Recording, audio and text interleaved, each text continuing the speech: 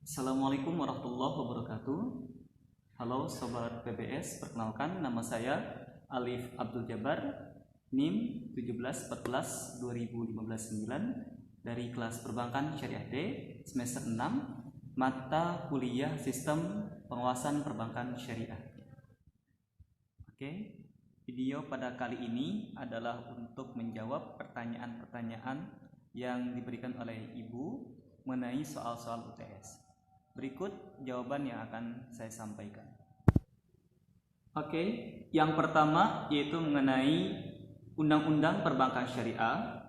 Dijelaskan bahwa ketentuan keuangan perbankan syariah tercantum dalam Undang-Undang Nomor 21 Tahun 2008. Di dalamnya menjelaskan mengenai tentang prinsip-prinsip dasar syariah Islam, bahwa keuangan perbankan syariah harus berlandaskan nilai-nilai syariat Islam. Di sana juga dijelaskan mengenai prinsip kehati-hatian dan bagaimana penyaluran dana secara baik. Sedangkan untuk pembahasan selanjutnya, apa sih perbankan syariah itu? Jika berdasarkan landasan teoritis, secara harfiah dapat didefinisikan perbankan syariah adalah lembaga keuangan bank yang menganut berdasarkan prinsip-prinsip syariah, tentu yang tercantum dalam akidah Islam, Al-Quran, hadis, dan amaliyah fikih yang bisa mendukung tentang prinsip keislaman. Oke, untuk pembahasan selanjutnya, yakni mengenai peran bank sentral terhadap pemerintah. Di sini saya mendapatkan beberapa teori yang mendukung, namun akan coba saya rangkum, saya sampaikan hasil analisis saya pribadi. Yang paling penting dari peran bank sentral adalah sebagai sentral pusat pengatur keuangan secara makro atau global. Nah, di sini kebijakan mutlak ada di BI atau bank sentral. Sedangkan untuk peran-peran selanjutnya, salah satunya adalah untuk memperlancar arus kas, ia sebagai leader, memperlancar kredit, dan berbagai kebijakan keuangan lainnya yang dapat membantu perekonomian secara makro. Nah, sedangkan untuk pertanyaan ketiga, poin ketiga, saat ditanyakan bagaimana sih keadaan ekonomi kita secara makro akan adanya serangan dari virus COVID-19 ini. Saya mengamati dari berbagai berita yang ditayangkan media massa, sungguh ini merupakan problem nasional. Ini merupakan bencana nasional dalam ruang lingkup nasional. Karena apa? Karena imbas secara makro sangat terasa. Contoh misalnya kemunduran perekonomian secara nasional. Banyak pedagang-pedagang yang mengeluh berkurangnya para pembeli. Hal ini imbasnya tentu terhadap lesunya perekonomian secara umum. Kalau dalam sudut pandang keuangan, tentu ini ketika adanya wabah ataupun serangan virus COVID ini secara makro berimbas pada kurs mata uang rupiah kita sangat anjlok dibandingkan dolar.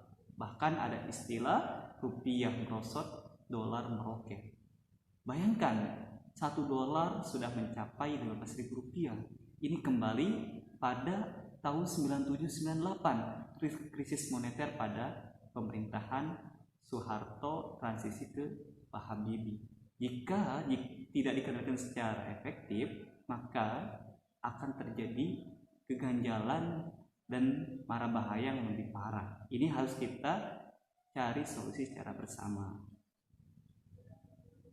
Oke, untuk pembahasan selanjutnya mengenai data imbas COVID-19 terhadap keuangan perbankan syariah. Ini menarik karena perbankan syariah dituntut untuk memiliki kestabilan dalam melawan ketidakstabilan keuangan kita secara makro. Saya mengamati bahwa ada beberapa kejadian minggu-minggu ini hasil pengalaman saya pribadi. Ada beberapa ATM yang offline. Hampir 2 minggu saya mencoba untuk ngecek, tapi masih ada beberapa hal yang tidak bisa dilakukan. Contoh, tolaknya kartu ataupun transaksi tidak bisa dilakukan. Ini mungkin imbas dari ketidaksiapan beberapa perbankan untuk menghadapi anjloknya perekonomian. Maka ada beberapa kebijakan yang harus dilakukan, yang masyarakat pun harus bisa memahami akan hal itu. Nah, untuk poin yang terakhir mengenai bagaimana peran pemerintah dalam menghadapi ketidakstabilan ekonomi saat ini secara makro, saya mengamati dari berbagai fenomena yang saya temukan, terutama di beberapa sosial media.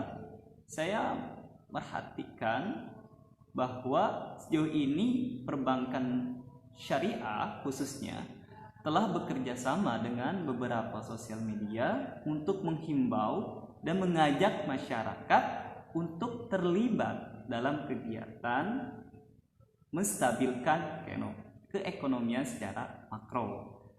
Contoh misalnya seperti kita diajak untuk berdonasi, membantu berbagai keadaan ataupun masyarakat yang sangat membutuhkan dukungan secara material ataupun moral. Ini sangat positif bagi saya. Bagaimana langkah keuangan bank secara milenial diterapkan pada kondisi saat ini. Oke, untuk jawaban UTS mata kuliah Sistem Pengawasan Perbankan Syariah saya cukupkan. Kurang lebihnya saya mohon maaf. Terima kasih. Assalamualaikum warahmatullahi wabarakatuh.